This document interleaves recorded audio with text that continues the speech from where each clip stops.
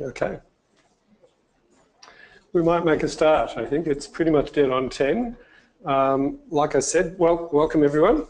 Great to have you all here, and a welcome to all the webinar people. I was just saying that we've got about 100 registrations to be here today. I think there's about 60 or 70 here, so there's going to be some more people probably coming in. And then, yeah, we've got about another 63 on webinar. So great to have you all here. When we first started planning this event, Amanda and I were thinking, oh, look, if we get 30, 35, that'd probably be a pretty good turnout. So we've slightly exceeded expectations. I think, in fact, we'd met that within about half an hour of putting the advert up. I will start by acknowledging the traditional custodians of the land we're meeting on today, the Wurundjeri people of the Kulin Nation. And I'd like to pay our respects to their elders past and present, to their traditions, their heritage, and to any other elders present here today. We've got a fair bit to get through, so we'll absolutely be taking questions along the way, but I'm going to fly through these initial slides pretty quickly. We're going to be sending out the PowerPoint slides and the help notes to the tool tomorrow or next day or so. Committing Amanda to that. We decided not to print the help notes because they're fairly extensive.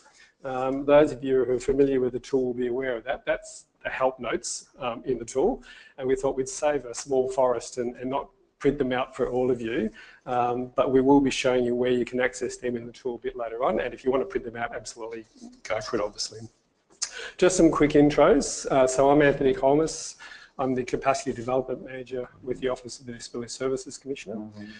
Melissa Quinn is going to be helping out today with the presentation as well. Melissa coordinates the ACR process, or is the hands-on doer of the ACR process within our office.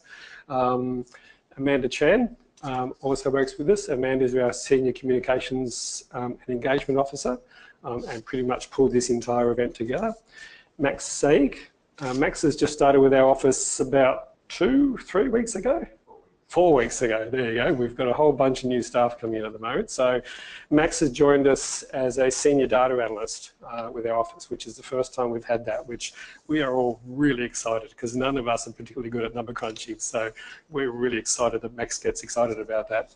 And I'd also like to introduce Andrew Lenahan over in the corner. Andrew is one of the partners at ARIMA. Who at ARIMA were a research company that helped us develop the tool. In fact, they did the bulk of the work. We did the consulting and advising, but they actually developed the tool and still are intimately involved with the ACR process and any modifications to the tool. We've got a really broad cross-section of people in both the audience and the webinar. People who I suspect probably are going to know a fair bit of what we're talking about today, who have used the tool, who have been reporting for a number of years. I think we've also got some people in the room whose organisation has never reported because you're brand new. Show of hands for anyone in that situation. We've got a few over here, one here, a couple down the back. So welcome aboard. So last year we had, I think, 346 providers that were in scope for us. We've had, I think, something like 65, thereabouts, new providers registered in the last 12 months. To give you an idea, I think in the previous year we had about 7 new providers. So there's an NDIS impact straight up. We've got a lot of new providers we'll be working with during this process.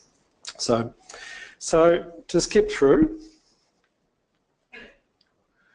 I'm not going to run through this slide terribly much. This is basically your legislative basis for the ACR process.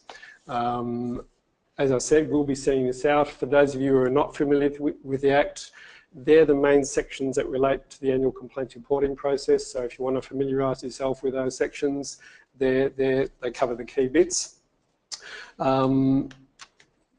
Basically, before our office existed, there was no complaints mechanism, independent complaints mechanism for Victorians with a disability.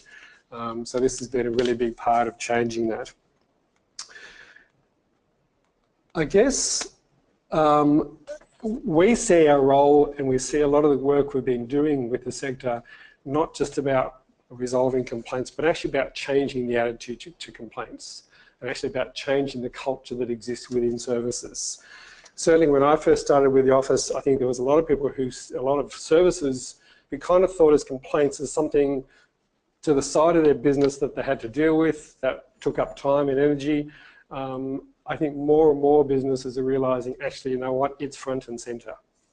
And if as a sector we're genuinely about empowering people to have a voice in their supports, to have a voice in their daily lives, complaints are a really significant part of that. That's basically a key element of them having a voice. So that increased emphasis on customer service, and we're seeing some really great improvements in organisations who are obviously the switch is gone in terms of, yep, okay, we get why this stuff's really important. So we're also in the middle of some pretty key safeguarding discussions at a national level. Again, from our perspective, we've been advocating really strongly that complaints need to be seen as a really important part of that. There are 2 states and territories in Australia that have no independent complaints mechanism yet for disability services. So the playing field that exists across Australia is not level. Victoria looks pretty good in lots of respects. We have a long way to go in lots of respects, but compared to where some other parts of Australia are, we're doing okay. And we're certainly really advocating for what that might look like into the future.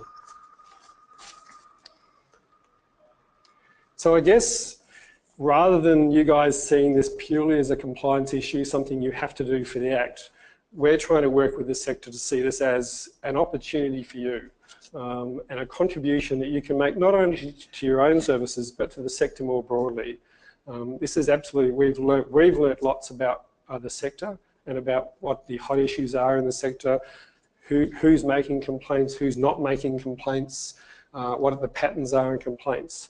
And we're trying to really push that this process is an opportunity for you not only to learn about your own organisation and your own trends and patterns in complaints, but how do you stack up against everyone else? And the data we provide into our annual report, and there's another report I'll be showing you soon, there are opportunities for you to, okay, well, how do we stack up compared to what other people seem to be getting? So, since we began in 2008, so the first reporting period was in 2008, we had 992 complaints reported to us by providers across the whole of Victoria. I often talk about that in training. When you think about the number of providers, the number of interactions, the number of people being serviced across the state, and 992 complaints. We've seen a really, as you can see, a really steady increase in the number of complaints reported since then. A slight dip last year, but which we're really pleased about. What we're also pleased about is that we've also seen a really steady increase. There's a couple of questions in the tool where providers are asked voluntarily to talk about what did you learn from the complaints you dealt with, and what did you learn that might be of value to share with other people. And we've seen, and people don't have to answer those questions, but we've seen a really steady increase each year in those contributions. And again, that adds to the information we get and can share with other providers as well. So one thing I do want to say here, and again, this is something we talk lots in our training when we deliver complaints training to staff and managers. When we have organisations that tell us they've had 1, 10, 30, 40, a couple of hundred complaints, we don't assume that that means they're providing a terrible service or a poor quality service.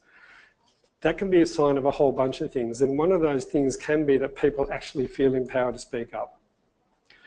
Likewise, we still have every year a not insignificant number of services who tell us they have no complaints. Year in, year out, we've had services tell us, no complaints again this year. We don't assume that that means they're fantastic services. It could be. It could be that they're doing a sensational job. I've worked in the sector for, well, I've provided services for 24 years and 12 years as a CEO. Never quite managed not to get a complaint at some point or another in that process. So yes, it could be that they're doing a fantastic job. It could also be that they're not reporting complaints. It could be that people do not feel empowered to speak up. So please don't, when you're looking at this tool and working out, okay, what are you reporting to us? Please don't think of it as, oh, geez, if we tell them we've had 50 complaints this year, how does that look? That's not how we view it. We've actually spoken to a couple of organisations who are large statewide organisations who we saw a really significant drop in the number of complaints that they were reporting. And we actually spoke to those organisations about what's going on. You know, for a long time you were reporting X amount of complaints. The last couple of years we've seen a big drop off. What's going on in your organisation? And they've now increased again. So yeah, it's not as black and white as complaints are a bad thing. How do we use the data? Every year in our annual report, and I think in front of you you've got a copy of our year in review, which is the abbreviated version of our annual report. So we put some basic data in that report. The two occasional papers, so the first one, which was I think released in 2012, Safeguarding People's Right to be Free from Abuse. That was based in part on data we collected through the ACR process. The second occasional paper, Families and Service Providers Working Together, that was developed very significantly based on both annual complaints data as well as our own complaints data. And we've just released, it's now available on our website, this paper, which is basically 10 years worth of what have we seen through the ACR process.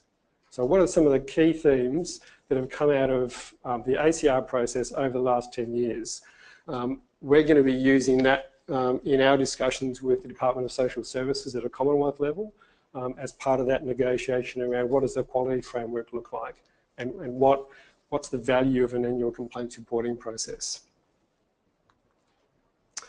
The actual tool itself, I'm not going to talk too much to this. Like I said, it was originally developed, I think the first couple of years, those of you who have been around for the whole journey, the first couple of years we had spreadsheets that we would send out a couple of weeks before the end of the financial year, and everyone had to madly try and fill in the spreadsheet with a year's worth of data, and then we had to try and somehow manipulate 350 spreadsheets and which were filled out in all sorts of interesting ways. So it wasn't working that well for either you guys or for us. So the tool was developed in conjunction with AREMA in 2009-10, and I think the first time we used it was 2010. It's changed lots since then. From when I first saw it to what it looks like now, it's changed lots. So it was developed very much in consultation with, we had a sector working group working with us. And they had a lot of input. Since then, there's been a lot of other changes made to the tool, which has specifically come from feedback from the sector. So the tool now has a section on being able to fill out compliments. We don't care about compliments. We're not the Disability Services Commissioner for compliments. But people were saying, providers were saying, it'd be really great if we could have somewhere that we could record compliments, because it's not just all bad news. We get some really good feedback. It'd be great if we can record that. So we thought, yeah, why not? Let's put that in. There's a question I'll be talking about in the tool a bit later, where if you have a funding source that's not in scope for us, but you want to record your complaints all in one spot, you can do that in the tool, and that information will never come to us. And again, that was providers saying, this is great, except we have to have one system for you guys and another system for the other funding mechanisms we have. And likewise, the case notes function, and I'll talk about that a bit later as well. So there's a number of things in there that have nothing to do with us, have nothing to do with our process, but it's all about how do we make the tool as useful for you guys. We're conscious that there are a number of organisations out there, particularly some of the bigger organisations, who have developed and invested quite significantly in quality systems and RiskMan and a number of other systems that record their complaints and integrate them. But we're also aware there's a lot of smaller organisations out there who don't have the facility to develop their own tools, who have pretty minimal resources. So we're trying to make the tool as useful as possible for you guys, so hopefully it's an all-in-one process that you can use both to meet your compliance requirements as well as just a handy tool for you within your organisations. The actual structure of the tool. So we've kind of mapped this out as what a typical structure might look like. There's basically really 4 levels, mainly 3. If you want to use the super user level, you actually need to contact our office, and through AREMA we help you set that up. And I think there's about 3 or 4 organisations that are using that, and mostly that are really big statewide organisations. Most other organisations are just operating at this level. That level, you can decide how you want it to look. Completely up to you. So you might decide the CEO is going to be the administrator, your middle level managers, your program managers will be your level 1 users, and then you might have staff or team leaders operating at level 2. Level 2 users, in the tool, there's a really clear explanation of what each of those levels can do and what they can see in the tool. Essentially, level 2 can only see what they enter. Level 1 can see what they enter, as well as any level 2 users that have been assigned to them. Your administrator can see anything that sits below that. The one thing, and we were talking just the other day, we actually need to change the diagram, because the one piece of advice I would give you is that to have 2 administrators within the organisation. Because if one of them leaves, there goes your ability to create passwords, add staff, etc. So, and you can contact us, and we can set you up, or we can get a remit to set you up with a new password pretty easily. But typically, our advice nowadays is have at least 2 administrators within the organisation so that it's relatively easy for you, if you have people coming and going, to set up new staff, to set up new passwords, etc. Any questions about that? No? Good. What is a complaint? We'll spend a few minutes on this. We get asked this question lots. It seems like a pretty obvious question, but we get all sorts of variations on what this looks like. In fact, just the other day, we received a complaint to our office from someone who'd made a complaint to their service provider, only to be told during the process that they in fact hadn't made a formal complaint because they hadn't put it in writing. I've heard other organisations talk about, unless it lands on the CEO's desk in writing, that's not a complaint. That's called narrowing the definition of what the Act and the spirit of the Act is about. This is a definition drawn from the Australian Standard on Complaint Management. Essentially, if someone says or indicates that they're dissatisfied with the service they're receiving, that's a complaint, according to the standard. Now, generally when we say that in training, there's usually a collective, oh, but hang on, that opens it right up, like really massively right up. And it does. Legally, what that means is anytime someone says they're unhappy with part of your service, you need to be reporting that to us. In practical terms, like I said, I've worked in the field, a number of us in the office have worked with the field, the Commissioner himself has run services. We get that means potentially an awful lot of work. But the question I'd put to you is, rather than thinking about it in legal compliance terms, think about it in terms of what do you want to know about what's going on in your service? What do you need to know about what's happening in your service and at what level it's happening? And how do you know that?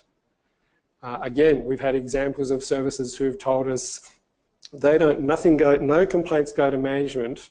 They don't record complaints unless it goes above the house supervisor level. So anything that goes to the house supervisor and is addressed to that level doesn't get reported up unless the person escalates it above that. We heard that and we're thinking, okay, for starters, you've just told us you're breaching the Act.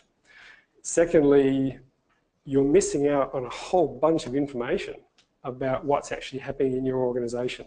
You're missing out about what's happening at a ground level, how are your staff handling those complaints, what sort of patterns are there in those complaints, what sort of trends. And yet some of them, you know, in training we often talk about the lost sock in the laundry. The number of times as a CEO, I'd have people staff talking to me about, oh, Mrs. So-and-so's on about the laundry again because we've shrunk another jumper or we've lost more socks. What seems to staff like a relatively minor complaint, why would we bother recording that? Maybe in and of itself, doesn't seem massive. But if that's happening on a regular basis, either to that one person or is happening across the service or across that group home, maybe you've got an issue you're not aware of. So I think in terms of what you decide to record in the complaints, like I said, technically, that means everything. But think about how do you want to mine that information. We've got a question down the back. Does that mean that in theory, pretty much every poor quality of care incident report would be a result in a complaint? Are we double reporting it? Because a lot of incidents, a client might express dissatisfaction, not wanting to, do something. Yep. Okay. Great question. Yeah. Great question. So just for the webinar people, we've just had a question, someone asking about whether incident reports relating to poor quality of care should also be recorded as complaints. Yep, okay. So a couple of answers to that. One is we actually are having an ongoing discussion with the department about something similar in that because we're now reviewing incident reports, we've noticed that when a person makes an allegation of staff to client abuse, for example, what we're noticing is it's dealt with as an incident report, but it's not listed as a complaint. We don't get a complaint from that organisation necessarily that's a complaint. I don't know about you guys, but I'm thinking if one of my clients has come to me and said, Max has just assaulted my son, or I think this is what's happened, anybody here think that that sounds like a complaint? And what we would say is dealing with it as, yes, it needs to be dealt with as an incident, but dealing with it as a complaint changes what that response looks like for the person and changes what that process looks like. And particularly if they bring it to us, if they decide to bring it to our office. So there's that side of it. Having said that, when I first started the office, one of the first conversations I had with the Commissioner was, so in terms of exactly your question, where's the line between when you would officially record a complaint? And this was a conversation as a CEO I had with my board of management. If so we would, as a day service, often have people say, I don't like going swimming. I want to do something else. Technically, they've just made a complaint. I took the view, and the Commissioner has the same view, we're prepared to not necessarily record every single one of those instances, but if that person has to come back and repeat that, and they're saying again, you know how last week I said I really hate swimming and I'd really rather be doing something else? Again, you guys have to decide at what point are you going to be recording it? At what point are you going to ask your staff to keep track of those types of comments? I don't know, does that kind of sort of answer your question? I guess in a sense you talked about doubling up of information, and we would argue, like I said, particularly around incident reports, if it's been made by a staff member, that's an administrative thing. But if a family member or a person with a disability has come to you and made allegations of some description or really raised concerns about poor quality care, we would argue that's a complaint. The other conversation we often have in training is, it's very rare, in my experience, some people will come up and tell you exactly what they think of your service. I think most organisations have got at least one or two, and we certainly have some people we deal with on a regular basis who let us know exactly what they think of us. Most people won't. Most people, the conversation will go something more like, look, I don't want to get anyone in trouble, I don't want you to necessarily do anything, but this is really cheesing me off. This is something that I'm not really happy about. In training, we talk about that's a complaint. The reason they're telling you they're upset about something, irrespective of whether they're saying they don't want you to do anything, irrespective of whether they're saying they don't want people to get in trouble, that's a complaint. You guys have decisions to make at an organisational level about at what level are you going to start recording that so that you know what's going on in your organisations. It seems from what you're saying it's really a level of discretion, isn't it? There's a level of discretion that rests actually in service provider. Okay, so why don't you give us a bit of guidance on talking about levels. Why don't you give us a bit of guidance on other events are categorised as serious, very serious, extreme, right up to the minor. So wouldn't it be useful for the basis? So the question for webinar people was that there seems to be some discretion for providers in terms of what you report. That's where it rests. Unofficially, yes. Officially, Practically, it does. but in terms of the Act, we won't provide that guidance because in relation to the Act, every complaint should be reported. So if we wanted to take a really hard line, every complaint, according to the law, according to the Act you operate under, anytime someone makes a complaint, you need to report it. Well, maybe the Act needs to be reviewed because it would just be a huge burden on all of our service providers struggling, particularly in the NDIS, which is another matter, to manage this bureaucratic impost. Well, I think so far we've had about 10 years worth of reporting. And look, it comes up every now and again, but most providers seem to have arrived at whether we're completely satisfied, whether we think that 2,000 complaints represents all the complaints that are actually made within the service, we don't think that. We're pretty sure that 2,000 complaints does not represent every time someone's expressed dissatisfaction with their service. But what we can't do is say, okay, the Act says every complaint must be reported, but in fact, here's what you can report. Here's what we would want you reporting. At an unofficial level, practically, like I said, you guys are going to have to make decisions. We encourage you really strongly to be recording as much as you possibly can and to be encouraging your staff to record as much as you possibly can because that's what's going to give you a picture about what's going on. And people often talking about low level and high level extreme, etc. The problem with that is low level can easily escalate. If low level complaints are not dealt with, they can easily escalate into something much more significant. And yes, there's a bit of time involved in recording all complaints. I think we had a couple of providers test, how long does it take to enter a complaint into the tool? And I think they averaged about 7 to 10 minutes. And yeah, that's time. And you guys you're dead right. You guys are right up against it at the moment in terms of what's going on in the field. But you also need to think about if you don't record that information and it does escalate, how much time are you going to spend later on down the track dealing with the parent who's been putting up with something for a while or a person with disability has been putting up with a service they're not happy with for quite a while and it escalates or comes to us because they're fed up. Down the back? Yeah.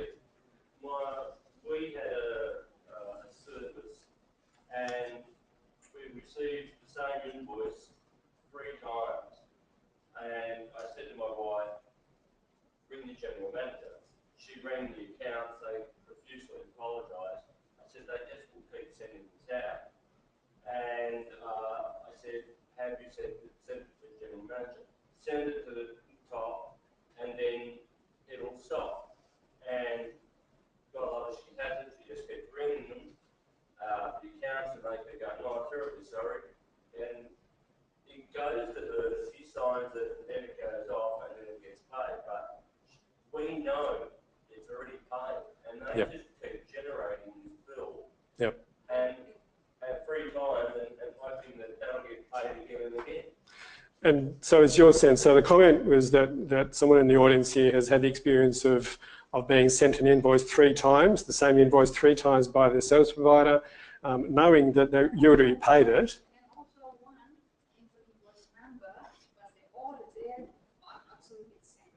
Right, yeah. And then they think, I'm stupid. I check everything, what's different, but all the same there. I don't know. Yeah. Send this invoice number, and the other one is different. All the pairs, all the same. So part of the question would be about how's that being recorded within the organisation? Absolutely, yeah. It's a question down the front here. Yeah, just in terms of a complaint, I like what we call a rolling complaint, where it's one thing after another after another. How do you report on something which seems to everything bleeds together? Yeah, absolutely. Yeah, good question. So the question was about a complaint that just seems to roll from one issue into another, and look again, and that really is a judgment call about are the issues separate enough to warrant recording them as separate complaints? If it is just a variation on the same thing, maybe it's just recorded once. I guess the issue, how confident are you that what you're recording reflects the experience, reflects what you think is actually going on, so that you've got a bit of a history of okay, what is this person's experience? And is it a series of, okay, they're not exactly the same, they're slightly different, or is it essentially the issue is still the same issue and it's just variation of that? So I think that's, again, and that is where you have to make a bit of a call about, okay, how do we want to record this? Is it actually different issues we're trying to deal with here? Or is it the same issue over and over? And how do we need to look at that? Yeah. Happy to come back to this later on if we have time. I was pretty sure this would be a slide we might spend a bit of time on. It seems like such a basic question, but like I said, we see amazing variations about what a complaint actually is. The reporting window for this year will start at 9 AM on Friday the 1st of July and will close at 5 PM on Monday the 10th of July. Pretty short time frame. We really encourage you, other than complaints you receive, on the 30th of June or thereabouts, we really encourage you to be entering information from now onwards if you haven't already. We can't see any information you enter during the year, we can't see any of it. We can see how many times you've logged into the tool, and I think we can see what your basic structure is in terms of whether you have an administrator, how many administrators you have. AREMA can see the information, we don't. So anything you enter during the year, we don't get to see until you press the button to send the report to us. We're really conscious, this is all timed with reports to Parliament and end of financial year, and I'm conscious end of financial year is a horrendously busy time for you guys. So hopefully, if the information's all entered, all you need to do on Friday the 1st of July is press the button and that's end of the process. So, like I said, really encourage you to do as much as you can or have your staff enter as much of the information as possible beforehand, and then hopefully all you need to do is press a button, end of the story. Okay, we're going to jump into the tool. So Melissa's going to guide you through what the tool, some of the key functions of the tool and some of the key areas we want you to be aware of, and then we'll take it from there.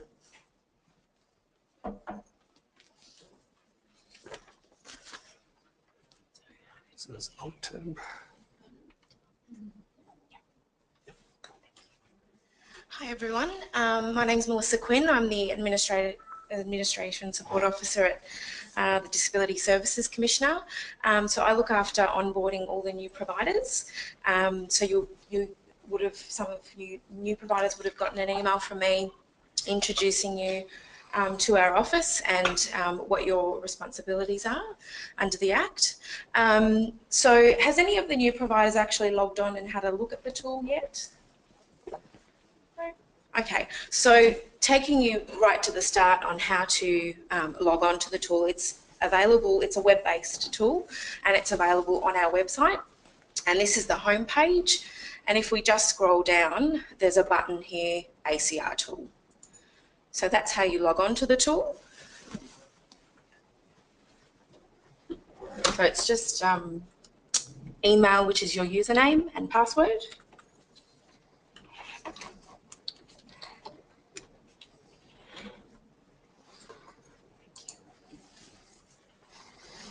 So as an administrator, once you've logged onto the tool, you can then give access to other users, which we'll go through in a little bit. But this is basically the home page. And the first thing we'll go through is the help section. So it's probably a good idea to have a read of the help functions. So it tells you all about, this is what we were talking about before, about the online user options. So what the administrator can see, what the level 1 user can see and the level 2 user can see. And that's totally up to you and how you want to allocate those functions. And there's also a whole lot of other user tips. So resetting your password, privacy, access, and submitting your reports. We won't go through everything, but you can certainly have a look in your own time.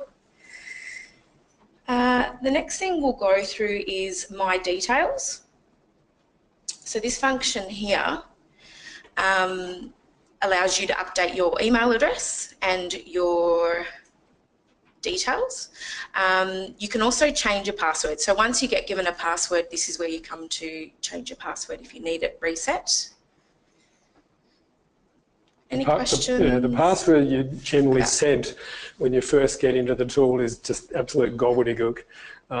So most people end up changing it pretty much straight away so you can actually remember it, and it's a bit easier for you to access. Yeah.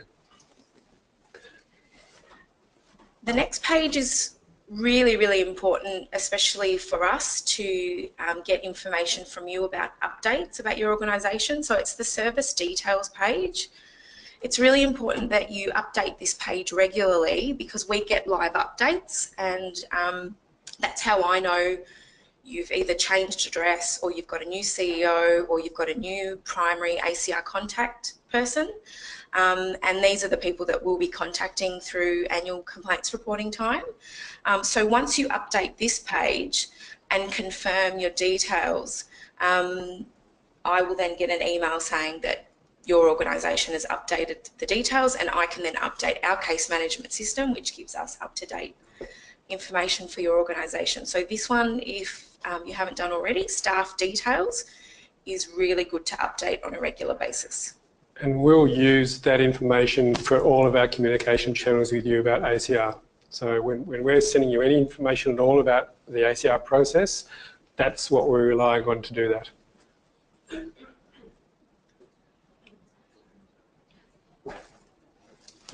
So if you want to add people to the tool and give access to the tool, it's the service details, staff details page. This is just a dummy one that we use at the office, but it's staff details and then add user. So as an administrator, I can add staff to the tool, and then I can decide what type of access they want. So do I want to add another administrator, or do I want a level 1 or level 2 user? So you just populate their details and their email address. We'll probably just do one. Yeah.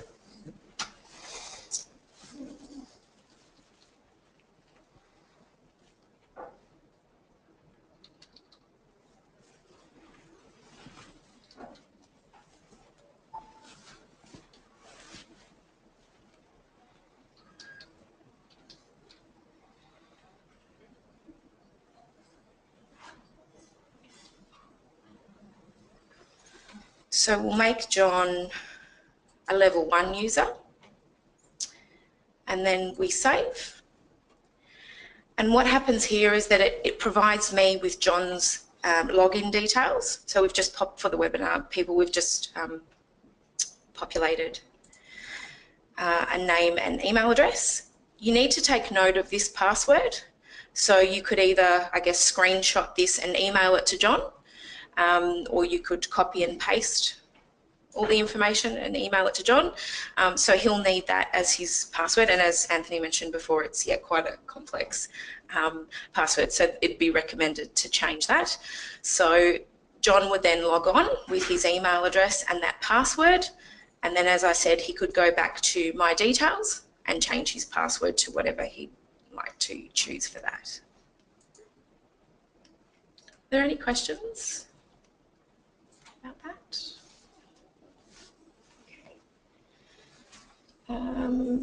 We'll talk about complaint settings. Anthony, did you want to have a chat? So complaint settings, this is a new function we introduced at the start of this financial year. When we first established the tool, we actually got advice from the Privacy Commissioner about what we could and couldn't collect by way of information. And the very clear advice from them at the time was, we are not allowed to ask for confidential information. We're not allowed to ask for identifying information because the Act makes no provision for that.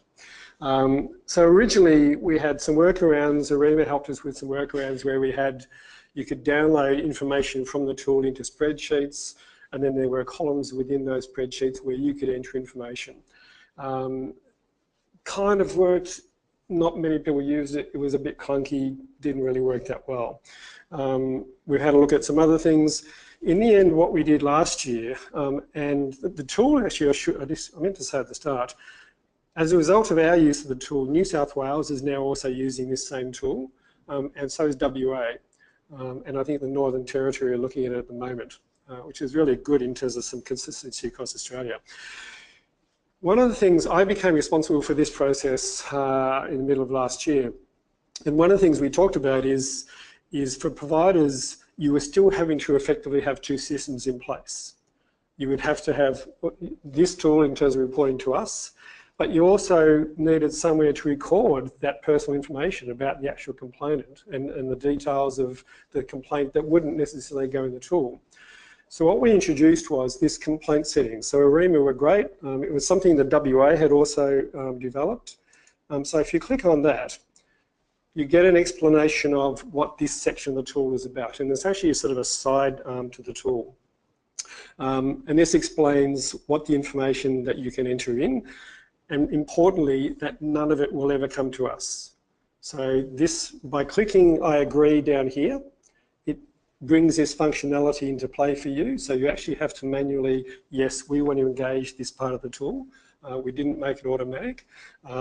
Once you've done that and press save, when you go to view and update complaints, which Melissa will come back to, over here, this icon here, if you click on that, you're now in the section of the case notes section of the tool.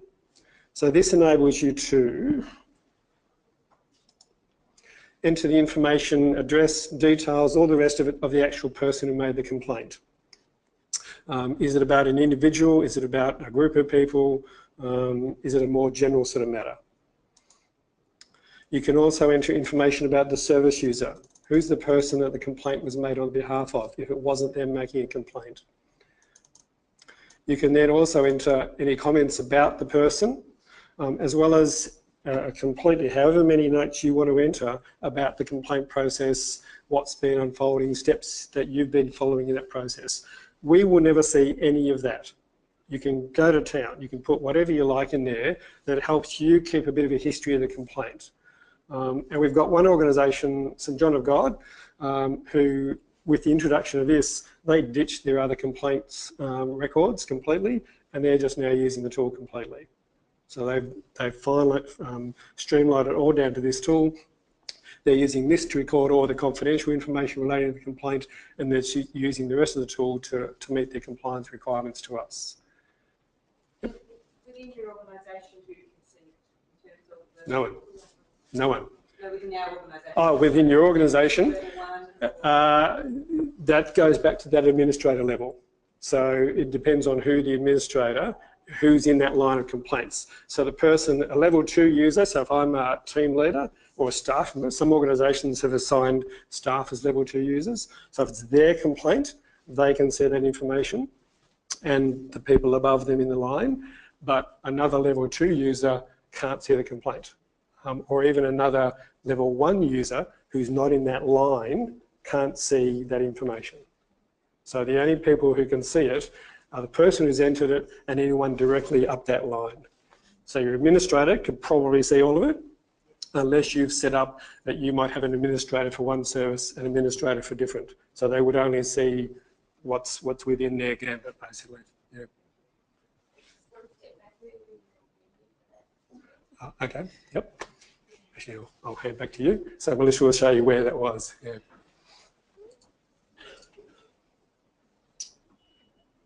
So Yeah, icon here. view and update complaints, and then it's that enter optional profile information. So anything, if you're not sure what a button does, if you hover over it, there'll always be text to tell you what that function does. So it's enter optional profile information, and we don't see any of that. So if you want to populate personalised details for each complaint, you can.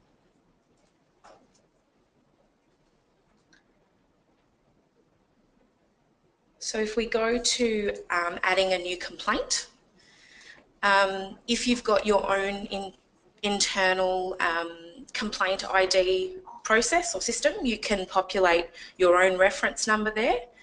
If you don't, then the tool will just generate one for you.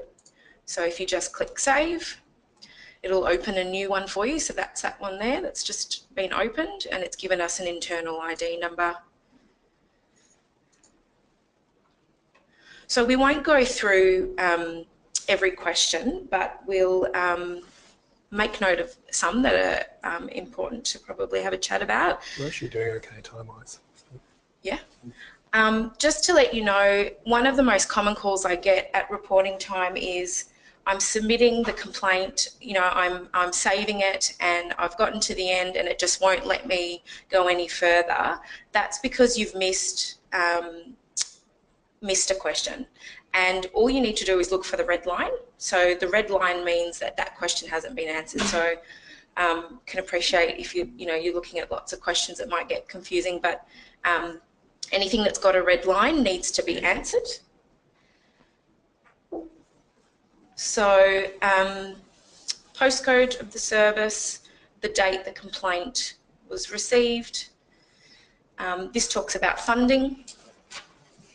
Yeah, so Anthony will have a chat to you about. So just quickly, so question 3, I mentioned earlier that we had organisations telling us that they were having to keep dual systems depending on where the funding source is from. So this question enables you to pick or to identify the service that the complaint is about. Where's the funding coming from? Is it an NDIS funded service? Is it Department of Health and Human Services? Could be both. Is it Transport Accident Commission? Or is it other? So is it a federally funded employment service or some other type of service that you guys run which aren't in scope for us? So in this, when you're filling out a complaint, if you tick this box for other services and don't tick any of those, any information you enter into that complaint won't come to us. We don't want it because it's not in scope for us. So you can, again, go to town in terms of enter as many complaints as you like that are not in scope for us and record that. So you've got it all in one place and none of that information will come to us. And there are increasingly a lot of organisations out there who are receiving funding from a number of different sources.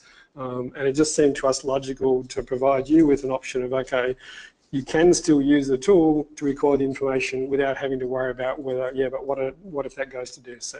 We don't see that. So nothing, so long as you haven't ticked any of those top 3 buttons, any information that you've entered where you've ticked this other services will just stay with you guys. And you can access it through your access to the tool. We will never see it.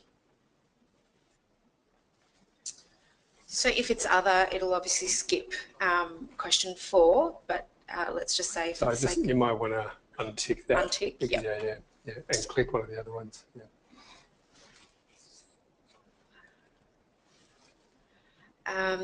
So question 4 then talks about the type of service, and again, if you hover over the question marks, they'll give you a further explanation on each service.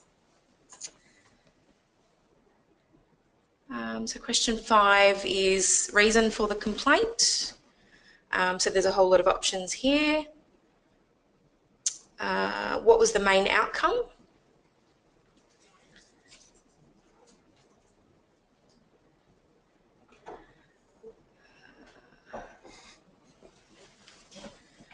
Outcome sought or outcome achieved? Outcome sought. So yeah, not necessarily what was achieved. I'm just thinking if we can go.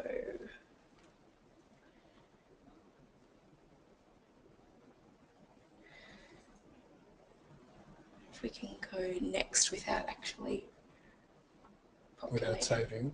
Yeah. Probably populate some of it. Yeah. We'll just put some data in so we can move forward. Some of these questions too have free text boxes where if the reason for the complaint or what they were looking for isn't within the menu that's provided, you have the option or either to fill out more detail about what they're looking for or something completely different. One piece of advice on those, and I think you get a warning about it, is that that information will come to us. So I think you actually get a heads up that don't enter any identifying information into those free text boxes, because these ones do come to us. So within this part of the tool, when you're answering these questions, those free text boxes within the questions in the tool do come to us. In the case notes section, nothing comes to us. But if you're answering questions about, you know, what service was the complaint about, and or what were they looking for, and there's a free text box there that enables you to fill out more detail, that information comes to us. So the next question is, to what extent have the issues raised by the person or who made the complaint been resolved? So this is from your perspective as a service provider, so not from the person making the complaint. Let's just say fully for that one. Obviously, if it's any other option, then there's just a further explanation there. And it might be none at all. If you receive the complaint 2 days before the end of the financial year, you might have done nothing at all with it. So nothing might have happened yet. So at what level has the complaint been handled? Has the complaint issue been raised with anyone else apart from your service? So you may not know. Conversely, there are people who, again, we certainly have people who raise complaints with our office, as well as a whole range of other offices and bodies. So if you know, enter the information. If you don't, don't enter it. So has the complaint been finalised or closed? So obviously we were talking about receiving complaints, you know, perhaps the last week of June. So you might not have that one finalised yet, and that will actually carry over to the next financial year. So that will appear in your post 1 July login. Yep. Thanks.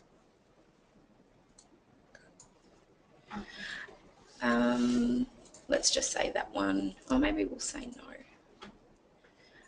So what is the current status of the complaint? This is if it's no, it hasn't been resolved. We'll just say that that one's still in review.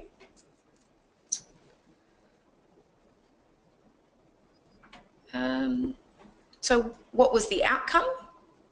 Well, we don't know with this one, we don't know the outcome as yet. If you did, there's the 4 A's that we talk about a lot in resolutions of complaints. So acknowledgement, answers and actions, and apology. Next question is about, so apart from outcomes, for the person identified in question 12, what if any system or organisational changes have been made to your service as a result? Let's just say we made staffing changes for this one. That sounds ominous. To what extent do you agree or disagree the following statements about this complaint? So again, from your perspective. Can I just minimise that? These questions, like Melissa said, these are from your perspective. Did you or the person who dealt with the complaint find it easy to deal with? What is the person satisfied with the outcome of the complaint? It's your perception of that. We're not necessarily expecting that you're going to go and ask them that. What we do see in some of the data we get, where, and I think it actually comes up in the data paper, this data paper, we do see sometimes a bit of a disconnect where the service thinks they've done a great job of managing it, but they also think this person wasn't very happy with the outcome, or doesn't think the process was great. So it's not even just about the outcome. It can also be about, yeah, the person actually wasn't happy with the process. We think it went really well. And it's something for providers just to be aware of. If you're getting that information in the tool, it's sometimes a bit of a prompt. Okay, so we think we're doing an okay job with our process, but we have consistently have staff saying they actually don't think the person was happy with the process. You might do a great process and the person might not be happy with the outcome. That's sometimes the way it falls, and we ourselves have that issue at the office. But if they're not happy with the process either, if your perception is they're not happy with the process, and yet you have staff saying, we think we did a great job, that's maybe something as an organisation you need to have a bit of a think about. What's going on, and at what level is that occurring? Is that frontline staff that are thinking that? Is it middle management? Is it senior management? Who's thinking that they're doing a great job and yet acknowledging that maybe staff, maybe the person who made the complaint isn't that impressed? So this is just free text. So key lessons learnt.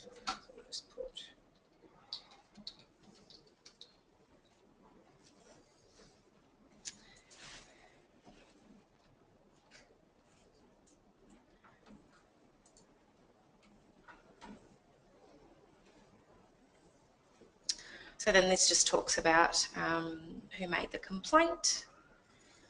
Say a parent. What are their concerns?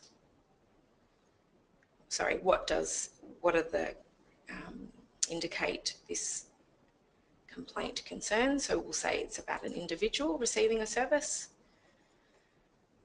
Do they identify as any of the following options?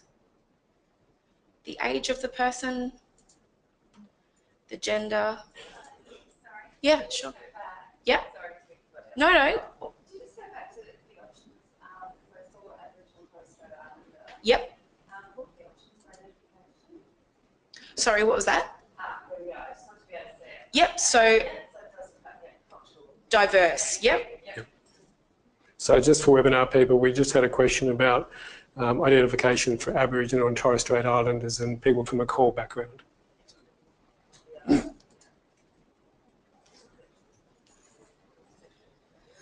So this talks about the person with a disability, what best describes them, the person receiving the service.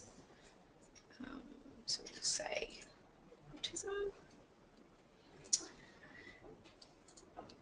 If you have any other comments about this complaint, please record them here. So obviously if you, because there's a red line here, you do need to answer the question. So if you don't, then it's sufficient to put NA.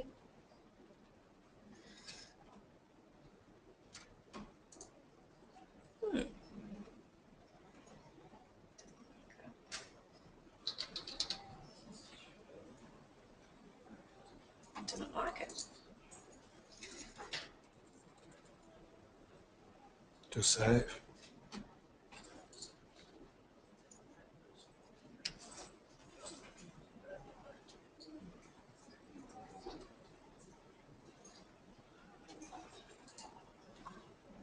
So this is what we were talking about. If there's the red line,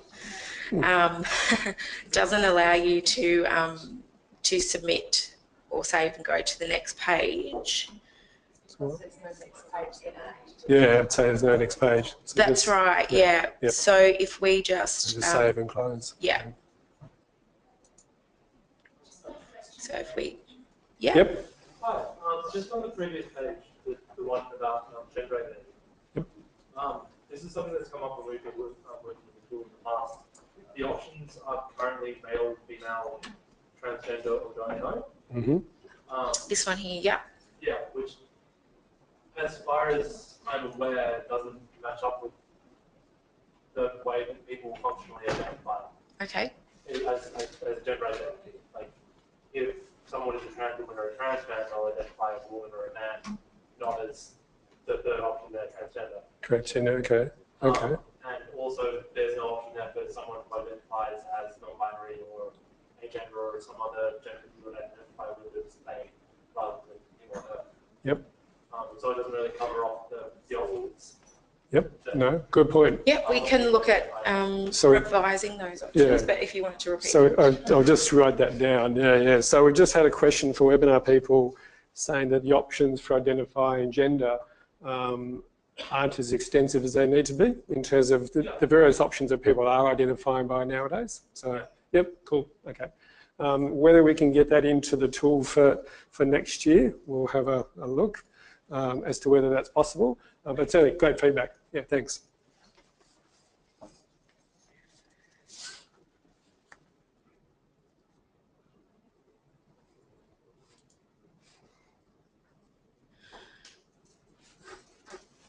So you can also, just as a little tip, enter data and just save and exit at any time. And if you want to then go back to that complaint, you can then go through and add any other fields that you were missing.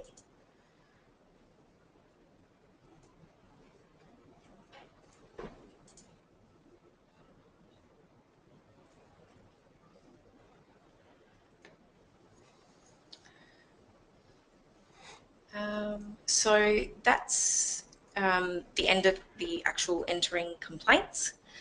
Probably good to have a look at actually, just go back to view and update complaints. View and update, yeah.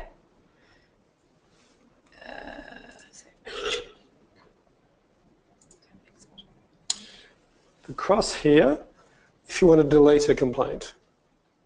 If you need to delete a complaint, you can delete.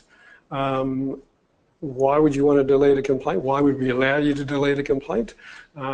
Because we're human. And sometimes you might have staff, if there's a couple of staff involved in a conversation, they might both, whoa, let's go into the complaint. Probably not quite that keen, but you never know. So if you do have a double up or whatever, you can delete the complaint.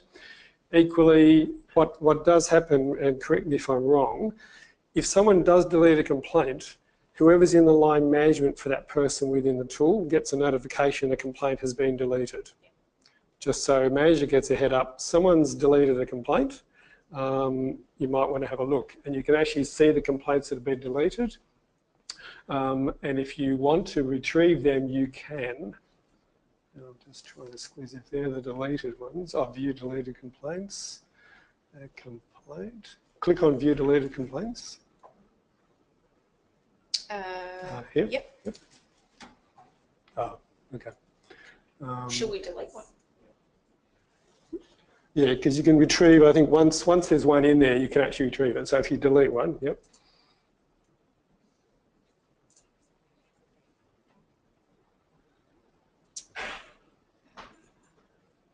Oh, sorry, that was, okay, well, that's our compliment section. Notice how short that is compared to our complaint section. No. So back to view and update. View and update. No, we don't want compliments. We want complaints. View and update complaints. So we want to delete one here.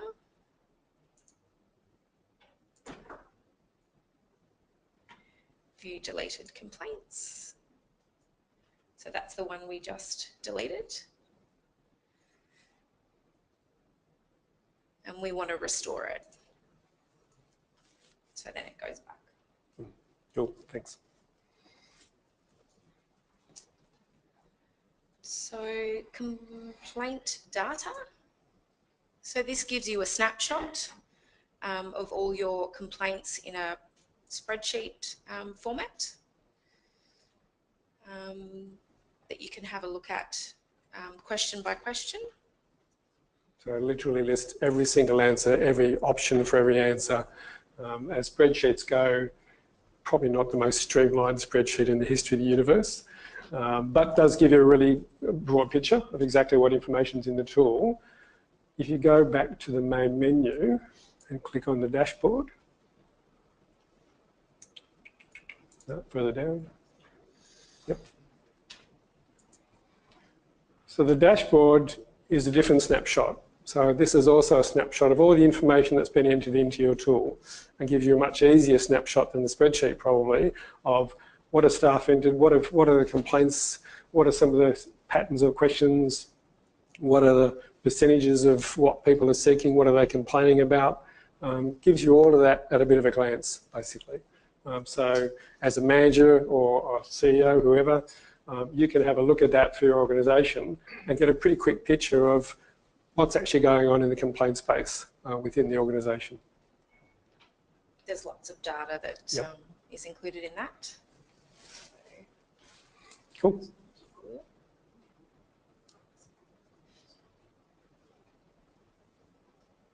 Okay. So as I said before, there's the complement section. So it's much like the complaints. So adding a new complement, and then you can view the data and view and update them. So the other section worth talking about is submitting your report. So as Anthony mentioned, the reporting period this year is the 1st of July to the 10th of July at 5 p.m. So we encourage you to log on to the tool and submit your report as soon as you can. And that's done here, submit annual report. Because it's not open yet, we don't have the text, but it'll basically say that the tool is now open. It'll make you read a disclaimer that you just need to agree to, and then there'll be a button that just says submit annual report. So if all your data is in there and is put in there throughout the year, your only requirement in that reporting period is to click the button submit annual report. If you just go back to view and update complaints for a tick too. Yeah. These coloured buttons here, so for webinar people, yep, there, they give you a really quick snapshot of to what degree that complaint's been completed. So if you want to hover, so grey, there's no information at all in the tool. Red is, well, 42% completed. Green is 100% completed. And I think yellow is about high 70s, yeah. Yellow is mostly completed. So again, really quick, if you're a manager trying to see, okay, what have staff up to in terms of entering information, etc. Again, really quick snapshot in terms of, rather than having to go all the way through the tool, you can have a quick squiz. Okay, there's still information to be entered here. Who's responsible for the complaint? Anthony, what are you doing about it? Where are you up to in terms of completing the information? So again, just a quick and easy way of, especially towards the end of the financial year, for you guys to be able to track where you're actually up to, where are all those complaints up to. Yeah. If you've got any feedback about the tool, you can provide that there. And I think that's probably that question about gender. Yeah, that'd be actually great if you could, yeah, pop that in there. Or we can even put that in now, and that gets sent to you. Yep, cool. So you can put that in to review gender ID categories. Cool. Yep.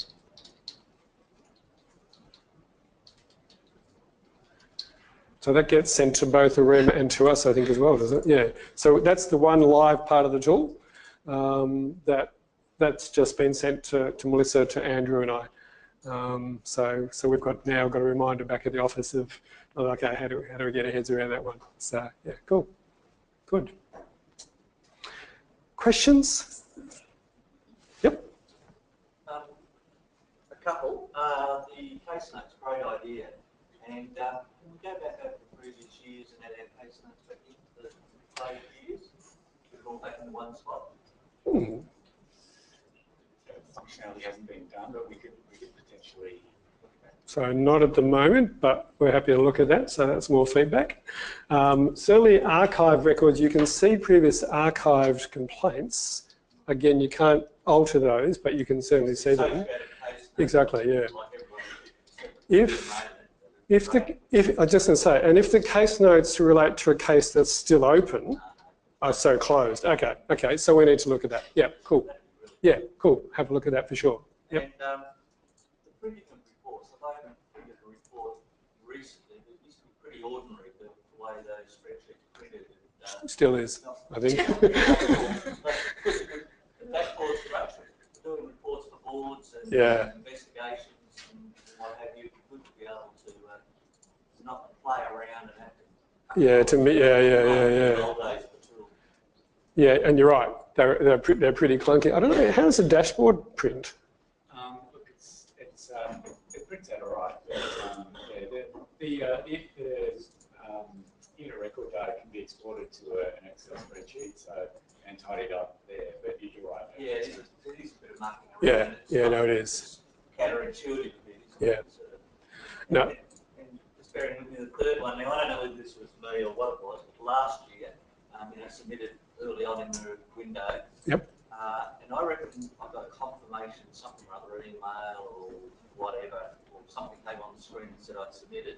and then I got a kindly reminder after the close date that we were breached if we hadn't actually submitted the report.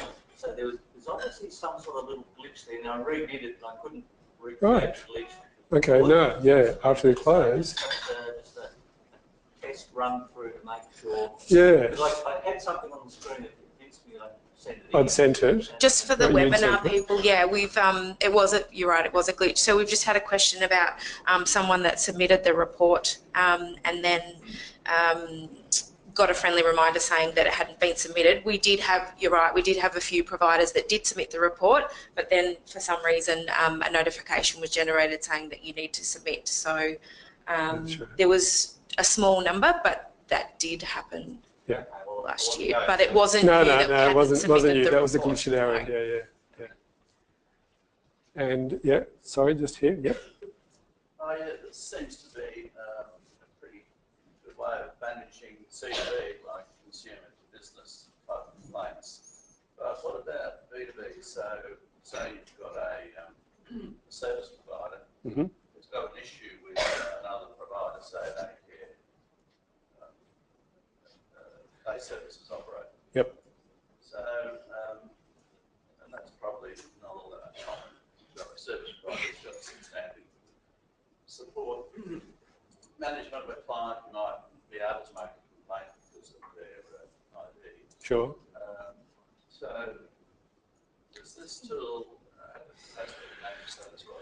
Probably look, it's not what it's designed for. This is designed to tell us what complaints you guys have had, not what complaints you have about other services. Oh, no, so the daycare service is getting the complaint made against them. Yep. Yeah, so, and they then report that. It all seems to be a lot of personal data here that might accommodate a business complaint against them. So this is, so the question just for webinar people, so this is if your organisation wants to make a complaint about another service that one of your clients is receiving? Okay, yep. Okay. I think in the tool, the only place you could probably record that would be by clicking on question 3. So on question 3, if you said other services and then filled out the complaint as if you're the complainant effectively, and so you've got a record of what you've complained to the other service about, that would, none of that will come to us because we wouldn't want that because it's not a complaint about you guys, but that would probably be the best way to record it. The other thing I'd say is every year, so for the last 4 or 5 years, 8% of the complaints we get at the office are from staff about their own organisation. For the last couple of years, we're also increasingly getting complaints from one provider about another provider. So that's the other option, is if you have real concerns, and we would probably encourage you to go talk to them anyway in the first instance, so you still might want to record it, and I think that's probably the best way to record it. But absolutely, your other option, it's becoming increasingly common for us to have, yeah, exactly as you're describing, that one service is pretty cheesed off with a service a client of theirs is getting from another service. And we've dealt with a number of complaints like that. Yeah. Then if you click other, then the thing really goes off the radar, doesn't it? It's just not recorded, whereas, you know, we find that now there's a number of multiple services provided, say by NDIS, with interacting service providers, 2, 3, all working with the same client. So does it make sense to click other because it's actually a government funded service for all of those people? Theoretically, if you've made a complaint to them about their service, they should be recording on their ACR tool that they've received a complaint. Yes. That's how it would come to us. But then I'm just wondering about getting locked down. Yeah, sure. Later, but I don't know how whether that tool is particularly well adapted for recording a complaint from a third party that's not a participant. That's all. Okay. That's recorded in the section who is the complaint from, so it can be from another service provider. Hang on. Sorry.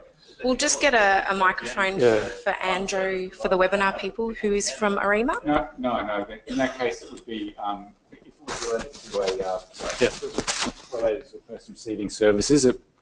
Sorry, I won't shout. So I'm just, in terms of recording complaints that are coming from another service provider, if that complaint was regarding a particular individual receiving services, then that would be where you'd record the gender of that person rather than the gender being about the organisation.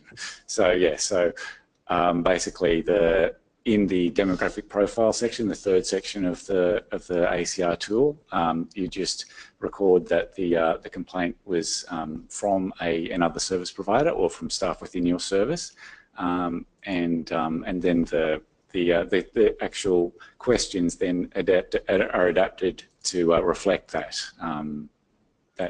answer. Yeah. Yeah, we can show you as well. Thank you. Sorry. In the front. Yeah, just one question. The last couple of years that we've been doing the logging of this, I've had queries from senior management as to which complaints to stick in and which ones not to stick in. So we get complaints, we've had complaints come into our fundraising department, and it will be logged into our own complaints data, and on the staff data after that. And I've had them at management well, I only go to clients, but not to fundraising department from a stakeholder. Can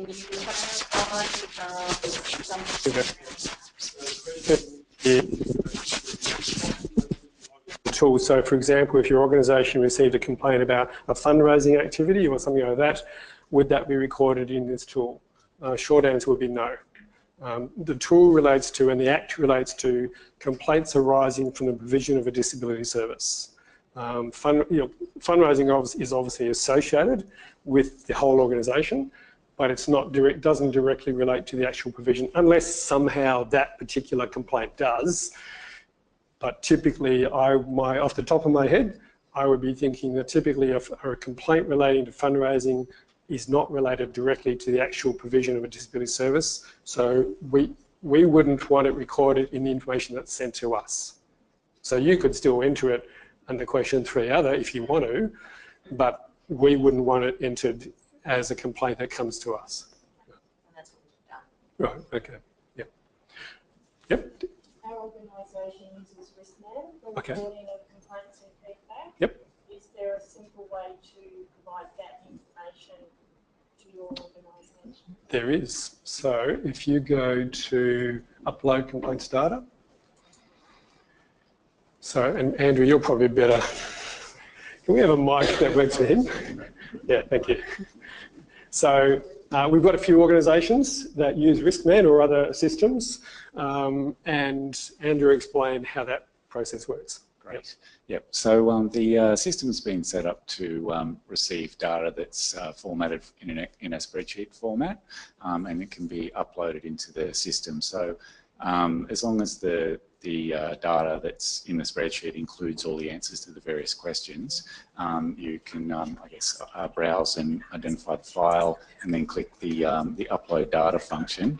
The data will then be populated into the view and update complaints page as a series of complaints, and then you can review them and submit the report. So it's designed to cater for RiskMan and other systems as long as the data exported comes into the format that's required by the system. And there's guidance on the system about data dictionary and sample spreadsheet that is set up to facilitate successful upload. I guess we'd probably suggest this would be most appropriate to organisations that have quite a number of complaints, because you need to, I guess, format the data so it will successfully upload. So we can just use it on that spreadsheet as well, based on those questions, and we upload it. Yes, well, there is a sample spreadsheet, so it is, and we help organisations as well. We suggest that organisations that plan to do this test it out before the 1st of July, because there'd be a bit of a setup process involved, and like there's only a handful that do it at the moment. I think we've got about 3 or 4 organisations that upload from Riskman into this system, and one of them has previously had no problems at all. Last year they had quite a problem, and they eventually worked out it was at their end. But yeah, we have got organisations, including the department. I think Urella uploads. So yeah, so we've got a few organisations that do that. Yeah, and we've helped some organisations by setting a sample conversion spreadsheet.